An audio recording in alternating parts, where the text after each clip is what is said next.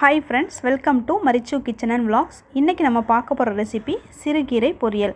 இது எப்படி செய்யலாம்ங்கறது பார்க்கலாம். அதுக்கு முன்னாடி நம்ம சேனலை நீங்க புதுசா பார்க்கறீங்கன்னா மறக்காம Subscribe பண்ணிக்கோங்க. இது வழக்கமா எங்க வீட்ல செய்யற மாதிரியே உங்களுக்கு செஞ்சு காமிக்கிறேன். ஃபர்ஸ்ட் ஒரு கடாய் காய வச்சுக்கோங்க. கடாய் நல்லா காஞ்சதுக்கு பிறகு 2 டீஸ்பூன் அளவுக்கு நல்லெண்ணெய் சேர்த்துக்கோங்க.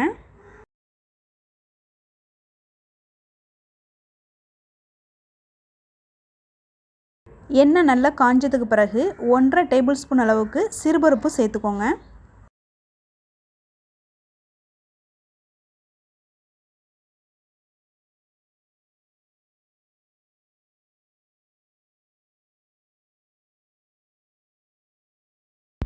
சிறுபருப்பு நல்லா பொரிஞ்சதுக்கு பிறகு 4 மிளகாய் வத்தல் எடுத்துக்கோங்க.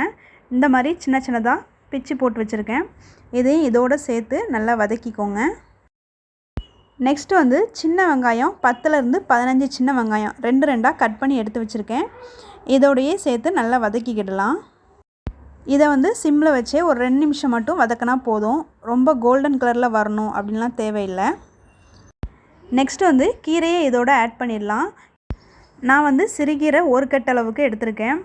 இதை ஒன்றும் பாதியமாக சின்னதாக கட் பண்ணிவிட்டு இந்த கீரையை 3-4 ட்ரிப்பு நல்லா தண்ணியில் போட்டு வாஷ் பண்ணிக்கோங்க. வாஷ் பண்ணிவிட்டு அப்புறமாவே இதில் போட்டு வதக்கிக்கோங்க. இதை 1 நிமிஷம் மட்டும் இந்த மாதிரி லேசாக வதக்கிக்கோங்க. வதக்கும் போது தண்ணி எதுவும் சேர்க்கணுன்னு தேவையில்லை.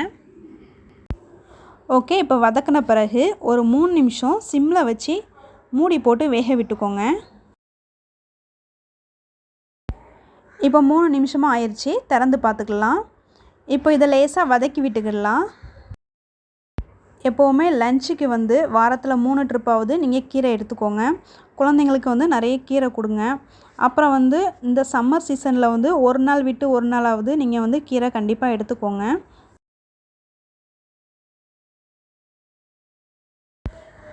இதை வதக்கினதுக்கு பிறகு இதுக்கு தேவையான உப்பு போட்டுக்கலாம். எப்போவுமே கீரைக்கு கொஞ்சமாகவே உப்பு சேர்த்துக்கோங்க. உப்பு சேர்த்த பிறகு லேசாக மிக்ஸ் பண்ணி விட்டுக்கோங்க.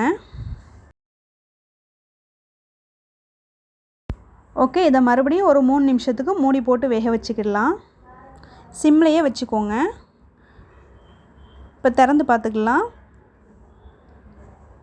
இப்போ இதை லேசாக வதக்கி விட்டுட்டு நான் 1/4 கப் அளவுக்கு தேங்காய் துருவி வச்சுருக்கேன். இதோடவே சேர்த்துக்கிடலாம். இப்போ இதை ஒன்று போல் மிக்ஸ் பண்ணி விட்டுக்கிடலாம். குழந்தைங்களுக்கு இந்த மாதிரி செய்கிறது பிடிக்கலைன்னா பருப்பு போட்டு வேக வச்சு நல்லா கடைஞ்சி கொடுங்க. அப்படி இல்லைன்னா கீரையை நல்லா வேக விட்டுக்கோங்க. கீரை நல்லா வெந்து ஆறின பிறகு மிக்ஸி ஜாரில் 1 பல் பூண்டு கொஞ்சமாக உப்பு சேர்த்துட்டு நல்லா அரைச்சிக்கோங்க. இதை 2 கடுகு காஞ்ச மிளகா போட்டு நல்லா தாளிச்சிட்டு ஒயிட் ரைஸில் போட்டு இந்த கீரையை சேர்த்து நல்லா பிசைஞ்சு கொடுங்க. இதை 1 வயசுக்கு குழந்தையிலேருந்தே கொடுக்க ஆரம்பிக்கலாம். குழந்தைங்க நல்லா விரும்பி சாப்பிடுவாங்க. அவங்களுக்கு ஹெல்த்தியும் கூட. ஃப்ரெண்ட்ஸ், இந்த வீடியோ உங்களுக்கு பிடிச்சிருந்துச்சுன்னா லைக் பண்ணுங்கள், ஷேர் பண்ணுங்கள், கமெண்ட் பண்ணுங்கள். மறக்காமல் சப்ஸ்கிரைப் பண்ணிக்கோங்க. நெக்ஸ்ட் உளுந்தஞ்சோறு வீடியோ எங்கள் வீட்டில் செய்கிற மாதிரி உங்களுக்கு செஞ்சு காமிக்கிறேன். வீடியோ கண்டிப்பாக பாருங்கள். ஃப்ரெண்ட்ஸ், இது வரைக்கும் வீடியோ வாட்ச் பண்ணதுக்கு தேங்க்யூ.